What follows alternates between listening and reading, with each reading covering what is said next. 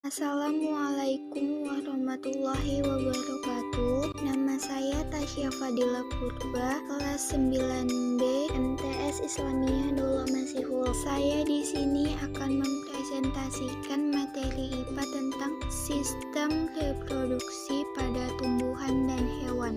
Tumbuhan 1.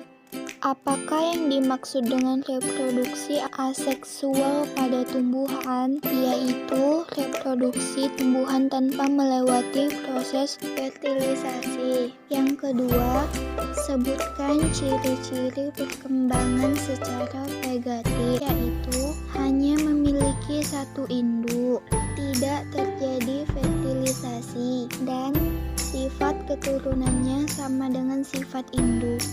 Yang ketiga, bagaimanakah sifat keturunan yang dihasilkan dari reproduksi secara seksual? Yaitu sifat keturunan yang dihasilkan dari reproduksi secara seksual merupakan gabungan sifat kedua induk, sehingga sifat keturunan yang dihasilkan dari reproduksi seksual bervariasi. Yang keempat, sebutkan macam-macam perantara yang dapat membantu penyerbukan pada tumbuhan dan istilahnya, yaitu angin atau anemogami, serangga atau entomogami, burung atau ornitogami, manusia atau antropogami. Yang kelima, ciri-ciri reproduksi generatif pada tumbuhan gimnosperma, yaitu biji terbuka atau tidak dibungkus oleh kulit buah, tidak memiliki bunga. Pada Strobilus jantan terdapat sporangia, sedangkan pada Strobilus betina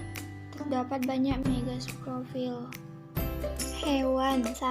Sebutkan macam-macam sistem reproduksi hewan, yaitu sistem reproduksi hewan terbagi menjadi dua macam, yaitu vegatif dan generatif. Reproduksi vegatif merupakan proses pembentukan individu baru tanpa melalui peleburan inti sel telur dan inti sel sperma. Reproduksi generatif merupakan proses pembentukan individu baru melalui sel telur dan inti sel sperma. 2. Sebutkan macam-macam fertilisasi pada reproduksi hewan, yaitu fertilisasi internal dan fertilisasi eksternal. Yang ketiga, apa perbedaan fertilisasi internal dan eksternal? Yaitu fertilisasi internal terjadi apabila proses peleburan antara inti sel telur dan inti sel sperma terjadi di dalam tubuh hewan betina. Fertilisasi eksternal terjadi apabila proses peleburan antara sel telur dan sel sperma terjadi di luar tubuh hewan betina.